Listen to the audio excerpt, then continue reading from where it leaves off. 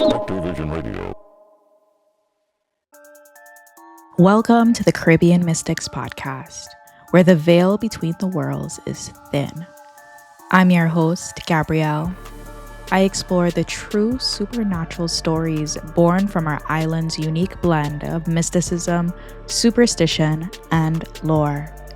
These are real accounts from real people, and the encounter you're about to hear might just be from your very own backyard.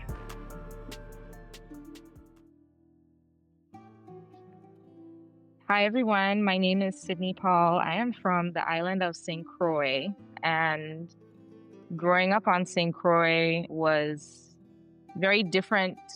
It changed for me throughout my childhood. So I was homeschooled for most of my childhood up until like middle school. And the great part about that was that we, one, got to stay at home, but two, after we finished our work, we were allowed to be super adventurous and explore things. And I spent a lot of time at my great grandmother's house in Scion Farm. But then the other part of my childhood that I remember a lot is when we lived on the south shore of St. Croix on the south side. And a lot of my memories are being in the pastures, because it was a lot of like livestock farming. So a lot of pastures and grass and, rolling hills going down into the ocean on the south side. So a lot of flat land, a lot of cattle, horses, things like that. So we were outside kids, me, my sister, and my brother.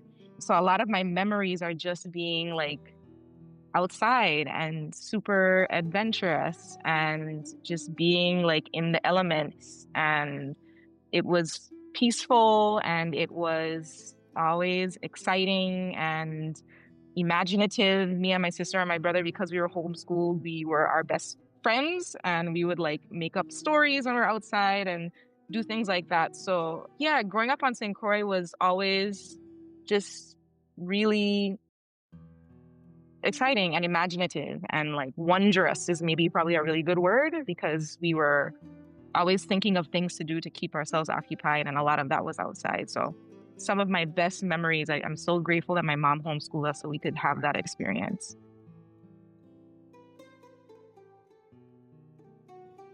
So folklore on St. Croix, I am probably not the best person, but I will acknowledge Goatfoot Woman. I'm not the best person in terms of overall Prussian folklore. Again, I was homeschooled, and part of that was also us being very insulated in a way. So I didn't go to elementary school, in public school or otherwise, and that's where you learn a lot of those stories. You learn it from other kids and their parents, or maybe going to their houses or going to birthday parties and things like that. We didn't have much of that. Like, my mom did her best to socialize us in summer camps, but it was during the school year, it was really just us and my mom, and then maybe my great grandmother. And my great grandmother she was Danish, full Danish woman, but one of the most Crucian people I've ever met in my entire life. Like, her accent was a real traditional. I can't even imitate it, because I know that my accent has been diluted over the years, but like, she's one of the most Crucian people I know. So what I did learn from my great grandmother living in Scion Farm was Goatfoot Woman, and how she leveraged Goatfoot Woman with us was, we were always adventurous, like I said. So my sister and my brother and I would go outside the house.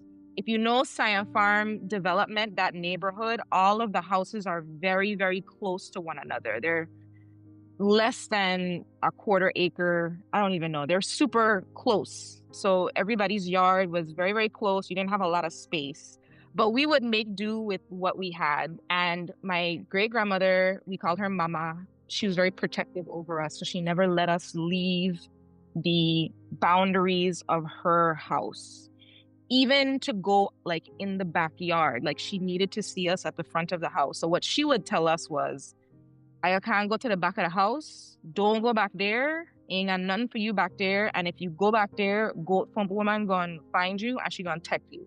She would say stuff like that. And it worked because sometimes we would go in the back and I remember there being green, it looked like a green stain, like a greenish bluish stain that leaked from the back of the foundation of the house because it was like elevated. Where we were in Science Farm was on a hill. So part of the house was kind of, the foundation was elevated to keep the house level. And anyways, so there was this like greenish bluish liquid. And I don't know if me and my sister or my brother made this up or if my great grandmother told me this, but we were convinced that this was the blood of Goatfoot woman. And like, that's where she came out of, or like, I don't know, where she lived underneath the house. And yeah, that she had like this greenish, blood. And that was her like marking her space to let you know that you couldn't come in this space. I have this very vivid memory of that. I get emotional when I talk about my great grandmother. Most of my entire childhood was growing up in Science Farm with my great grandmother. Her name is Margaret Pedersen Espinosa. I will say her name because I want people to know her name. And I had the privilege of knowing her and growing up with her until I was 11 years old. So she passed away in 2001 at the age of 90, 91. She was born in we don't know, it's either 1910 or 1911. I think 1910. And she was very small, white woman, blue eyes, white hair. That's how I grew up with her, at least. And she would tell us stories about, I don't remember as many, but I know little stories about her growing up on the island of St. Croix. So, fun fact, if you are familiar with St. Croix, there is an area on the north side of St. Croix called Ham's Bluff. And there is a lighthouse in Ham's Bluff that many people go and hike to. Now it's a really popular hiking like landmark on the north side. It has a beautiful view. When you get to the top, the lighthouse is still there. It's old and rusted. At one point, you could climb up to the top on the inside. Now the stairs are all rusted out, so you can't even climb to the top anymore. And that's because where the lighthouse is, it gets so much like salt erosion from the ocean spray. But it's still there, it's still standing, and it has one of the most beautiful views of St. Croix looking east because it's on the northwest side. So you can see all of the north side heading east, big cliffs, dropping off into the water. One of the most beautiful views. My great grandmother, her father, whose name was Peter Pedersen, was the lighthouse keeper for that lighthouse. There are images, photographs that exist that we have of my grandfather my great great grandfather, Peter Pedersen, in front of that lighthouse. And pictures of my great grandmother and her sister and her dad. We have a lot of those photos still that she had in the house.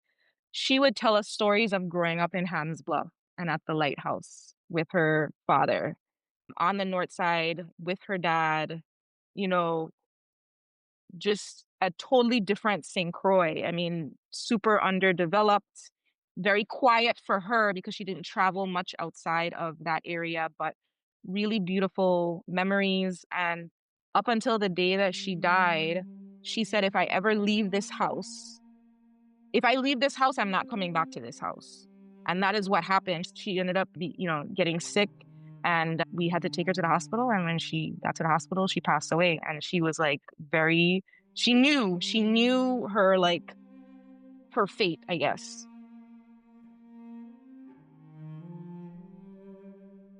My family and I used to live in Estate Strawberry Hill for some time. My siblings and I would jump between staying at my grandmother's house and my great grandmother's house in Science Farm and Strawberry. And when I was about 7 years old or 8 years old, we ended up moving to the south shore of St. Croix.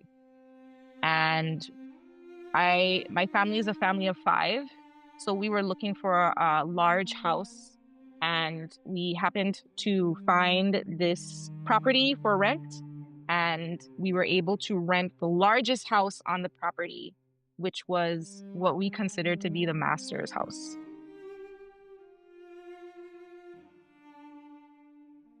The property, though, was multiple buildings. So sugar plantations on St. Croix and estates on St. Croix that had plantations.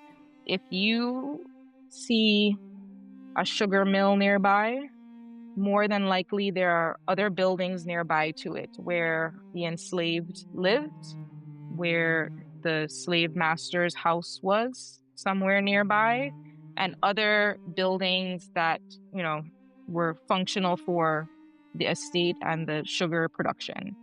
Where I lived, there wasn't a sugar mill, but there were multiple houses. And all of these houses are built out of stone, coral. So walking into the buildings on that property, the walls are very, very thick, like 3 feet, 2 feet thick, big blocks, which made it feel very secure, but also very hot sometimes. I always got a really eerie feeling that I was being watched. And at night, on the south shore of St. Croix, there are not many lights. There's barely any lights at all. So one of the beautiful things about that is that you see all of the stars when you're outside. So looking out of the window even, I could see some shadows of like the bushes and the tamarind tree moving, and I could hear it. But it was so dark that you could barely see it through the window. I was unsettled by it, but I wouldn't say afraid. So we didn't have a bedtime per se. We kind of go to sleep whenever we wanted to, and it tended to be late. So I'm I'm thinking this had to have been around 9 or 10 o'clock when we would go to bed. 10 o'clock probably. And the lights were off. Everybody was in all 3 of us were in our bed. I do remember looking out the window and almost feeling like somebody was watching me through the window, like outside of the window looking in at me. That night, after I had fallen asleep, I remember becoming conscious again. I don't know how much time had passed. Maybe it wasn't that much longer after I had fallen asleep. And I was on my back. I remember becoming conscious again, and I was on my back with my eyes closed. And instead of just rolling over to one side like I usually do to get comfortable again, I stayed on my back and decided to just open my eyes. I can see this clear as day up until today. There was an old white woman over me. She wasn't like on the side of the bed leaning over me, looking at me. It was like she was parallel with me, on top of me. This entire interaction had to have lasted, I don't know, 3 to 5 seconds. 5 seconds tops. It was not very long, but it felt very long. She looked like she was in her late 70s, 80s. And she had white hair that was kind of like, it wasn't long, but I don't know if she had it like tucked in. She reminded me of my great-grandmother. She looked familiar in that sense. She didn't feel familiar to me. She was definitely a stranger, but it was a face that looked familiar to me. At that moment, when I realized what was happening, I shot up. Like I just kind of like went from flat to like a 90-degree angle, like sitting up, and she was gone. Like, I don't know if I went through her or whatever, but she was gone. and I could feel my heart racing. I just sat up and I looked around, and my sister and my brother were still sleeping. Nothing was on in the house. All the lights were off. So my parents had to have been sleeping. And I sat up for a while and calmed myself down. And I looked out the window again because I was like, again, there's like that feeling of somebody watching you. So my immediate reaction is to look out the window because I'm like trying to see if somebody's watching me. Did I imagine it? Maybe somebody was watching me from outside? Did I hear something? You're now trying to rationalize what happened to you. Am I hearing movement in the house? Was there actually somebody here?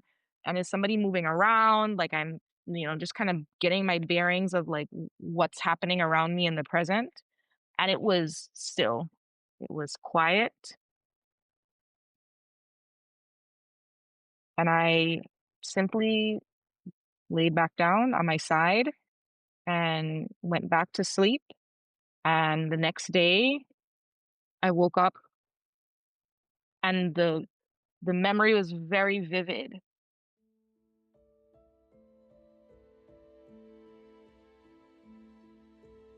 It's now been I'm gonna be 35 next month. So it's been 27 years since that experience, and I can see that lady clear as day.